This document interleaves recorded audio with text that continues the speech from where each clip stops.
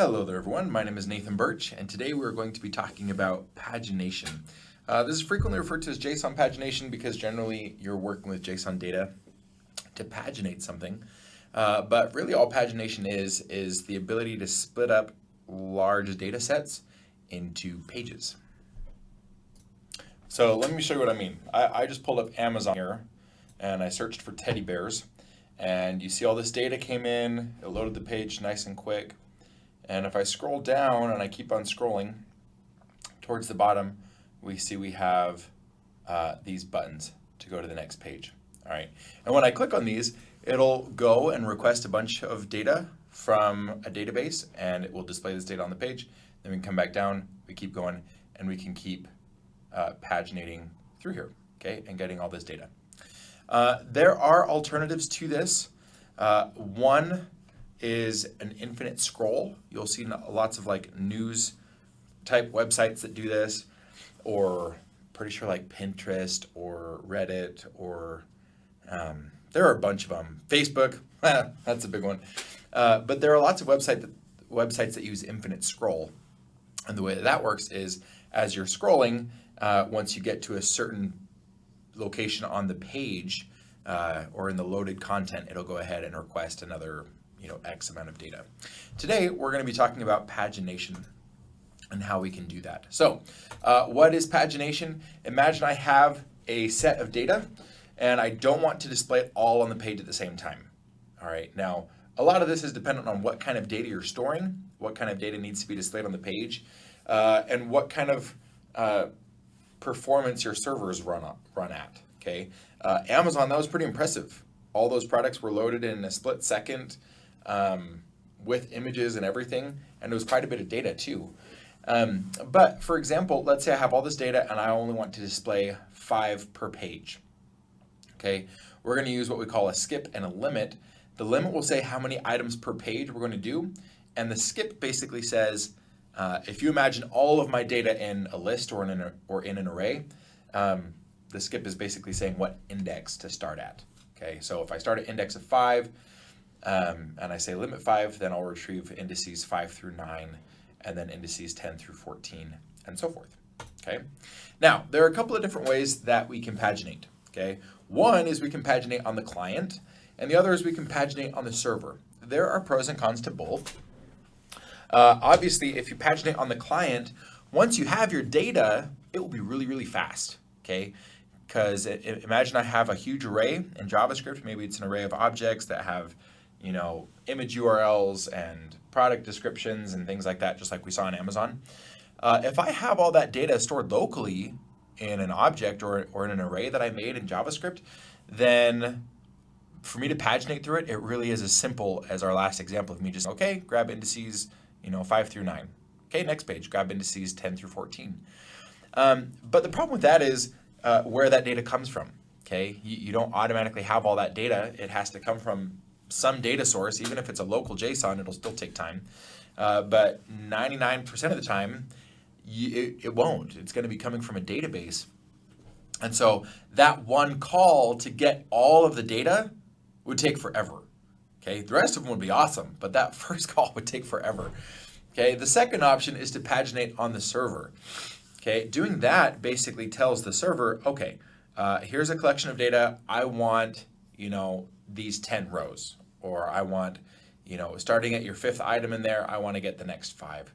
And then you tell the server, and then what happens with that is every time the user pushes that button at the bottom to go to the next page or clicks on one of the pages, it'll send information to the server to say, okay, it's time to get this new data set. And as the page is loading, it'll go ahead and make that call. Okay. Now there is a little bit of in between as well. I could control the pagination on the client while making calls to the server. So it's kind of a healthy middle ground. Let's look at a couple of examples here in a sec. While we think about this and how we want to structure our pagination, we want to think about how complex the data is. The more complex the data, or more connections it has to other tables in a database, the slower retrieving the data from the database will be. How large is the data set? A larger data set means more data is being sent to the client, which means it'll take more time. And how is the main audience going to react to interact with the data? How often will they be searching and sorting? For someone who is interacting with the data frequently, the more the client has to request the data from the server. Okay, so summing up everything, if the data is simple and easily managed, paginate on the client. If the data is complex, large, or has the potential to become so in the near future, take the time to set up server-side pagination. All right, this will likely take more time up front. It's really easy. Even in EJS, I could just filter through a list or an array and manage that really easily just in EJS, and I wouldn't have to do anything else. So it does take more time to set up web services to request bits of a collection, okay, like what pagination will have us do. But if the data is large or complex, or will become so in the near future because of project development, then it is worth taking that time to set it up. So here's an example of client-side pagination. Now, here when I say client-side pagination, I am referring to the client being able to choose how much data to pull and what data to get. All right, so right here we have a limit. Okay, so let's say I want 10 items per page, then this limit int would be a 10. And this skip would start off at whatever increment of 10 my page is going to be. So if I'm pulling up the 10th page, skip might have me start at 100. All right. And then when I call the user service get all, I will pass in a couple of arguments, limit and skip, to say, okay, once we retrieve all this data, let's go ahead and filter it down to these 10 or so starting at skip. Okay.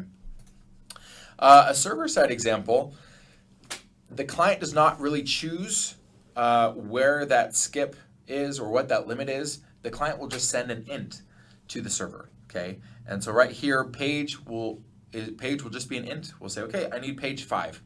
And then the server will go ahead and do the math required to say, okay, if we're going to do page 5, let's say each page is going to be 20.